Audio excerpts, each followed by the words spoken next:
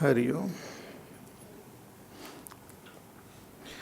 ध्यानेनात्मनि पश्यन्ति केचिद् आत्मानमात्मना अन्ये सांख्येन योगेन कर्मयोगेन चापरे.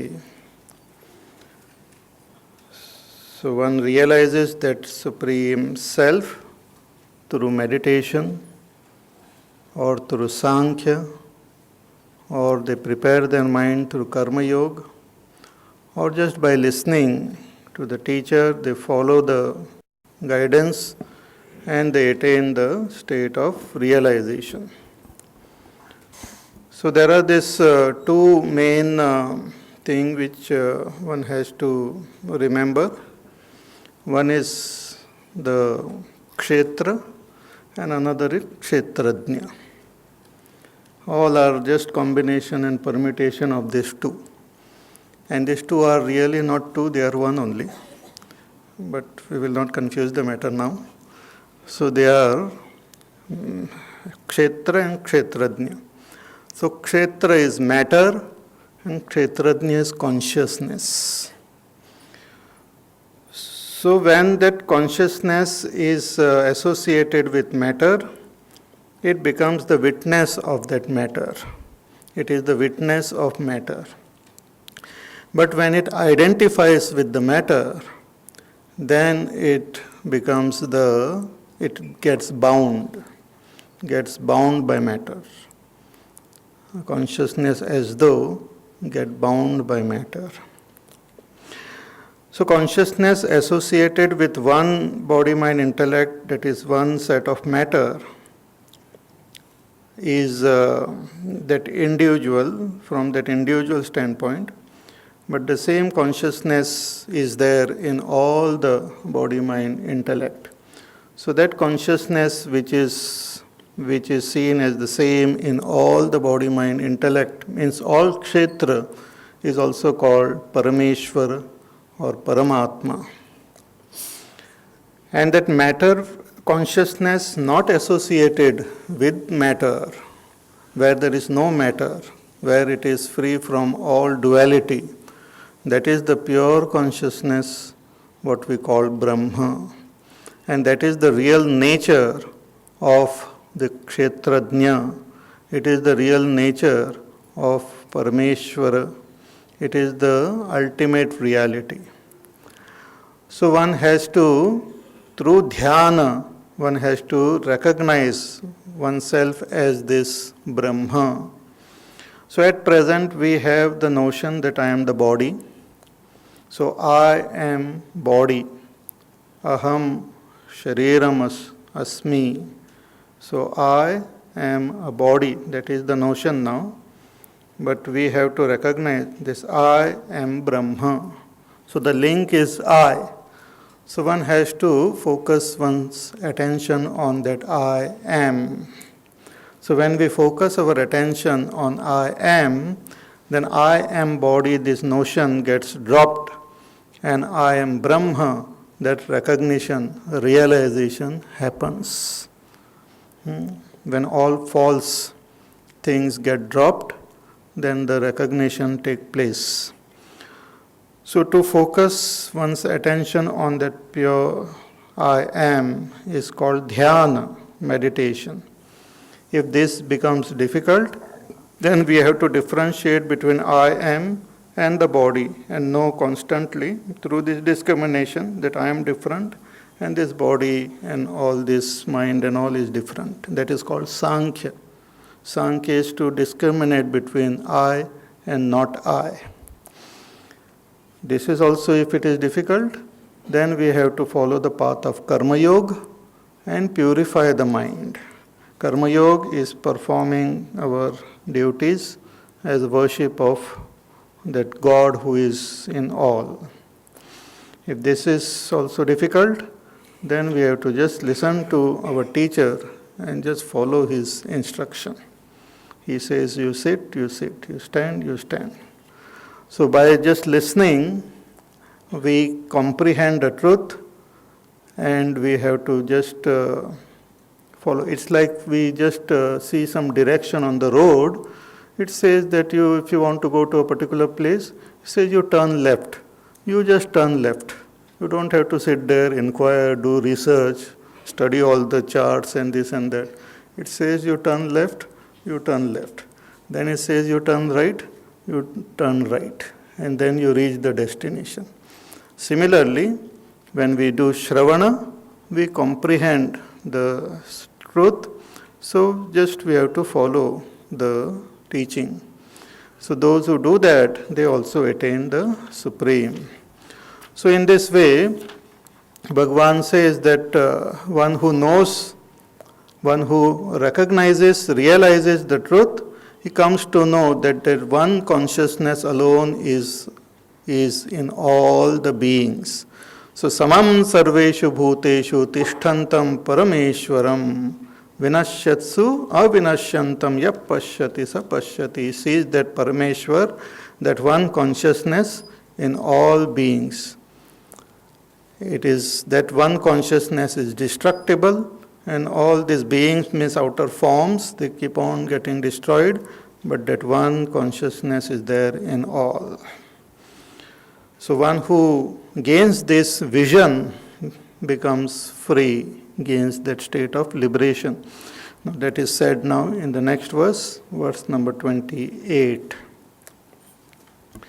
Samam pashyan hi sarvatra samavasthitam ishwaram nahi nastyatmanatmanam tato yati parangatim. Samam pashyan hi sarvatra samavasthitam ishwaram nahi nastyatmanatmanam tato yati parangatim. So samam pashyan hi sarvatra samavasthitam ishwaram. So Ishwaram, that consciousness which exists in all equally, samam, samavasthitam, pashyan hi sarvatra, seeing that I am, that pure consciousness alone exists in all the beings. It is not separated by space or time or object. It exists equally in all. Just like the light of the sun exists in all the moons which one may see in the sky, it exists in the same way. The difference is only in the shape and size of the moon, but the light exists same in all the moons. Similarly, that consciousness exists same in all. Even a tiny little ant, it has got that same consciousness as I experience in myself. So one who recognizes this through meditation, samam pashyan hi sarvatra samavasthitam ishwaram, such a person becomes free of his association with a particular body, mind, intellect. And thereafter, na hinasti atmana atmanam, such a person doesn't kill or destroy his own self. Doesn't destroy his own self means, see, at present we are identified with our body and consider it as our self. And then after a passage of some time, that body get destroyed, then we pick up another body. So in this way, this false self we keep on killing as though. Also, it is said that a person who is ignorant of the self has destroyed the self. That term is used. That sarve atmahana eva avidvamsaha. Those who are avidvamsaha, those who don't know their self, they have as though killed their self. Because they are not knowing themselves and identifying with something else, and that itself is like destroying your own self. I am of the nature of pure happiness, but I seek happiness elsewhere. I am of the nature of peace, but I seek peace everywhere. That is like destroying myself. It's like a very rich person is there who doesn't know about his own richness, and he goes and begs here and there. So it is like destroying his own wealth. So that term is used here, that the ignorant person destroys his own self, but a wise person, na hinasti, he doesn't destroy his self by the self, because he recognizes his real nature. And once we recognize our real nature, what happens? Tato yati parangatim. Such a person attains the supreme goal. Param gati. He attains the supreme goal of liberation. This is the most fantastic goal indicated in all our scriptures. One is Jivan Mukti. While living in this world itself, one becomes free of all bondage, and even when the body falls off, the person is free. So, tato yati parangati, like great realized masters who have come in this world, while alive they were free, and even when we see their body being dropped, they are free only. So how they became free? By recognizing their own self. So our bondage is very strange. It is not actual bondage, but it is created because of ignorance, because of identification. It's like a person watching a movie, identifies with it, and gets the experience, good and bad, of the movie. But when we dissociate ourselves, we become free. Or like some of these theaters are there, this IMAX and all, you sit there, you feel as though you are in the actual place. So if you are, they are showing roller coaster, that ride and all, you feel as though you are also sitting there. Actually you experience it because it is all in the mind. So you identify with it and you feel as though you are going. So if you want to just become free of that, just close your eyes. When you close your eyes, you feel as nothing is moving, everything is calm and peaceful. But when you open your eyes, you feel as though you are moving. Similarly, now we feel that we are moving, we are changing. It is because of identification. And this identification is lost or negated when we meditate and recognize our own self. So one who recognizes becomes free. So can you tell something more about how that person gains this freedom? What exactly he sees or knows? That Bhagavan now explains further in the next verse. Prakrityeva cha karmani kriyamanani sarvashah yapashyati tathatmanam akartaram akartaram sapashyati prakrityeva cha karmani kriyamanani sarvashah yapashyati sa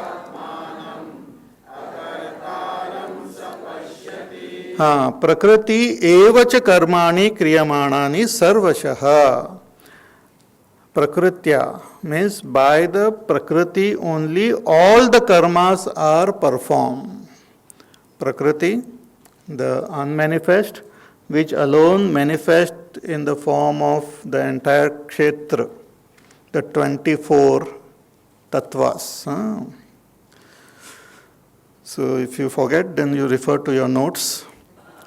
If you have forgotten your notes also, then you refer to somebody else's notes.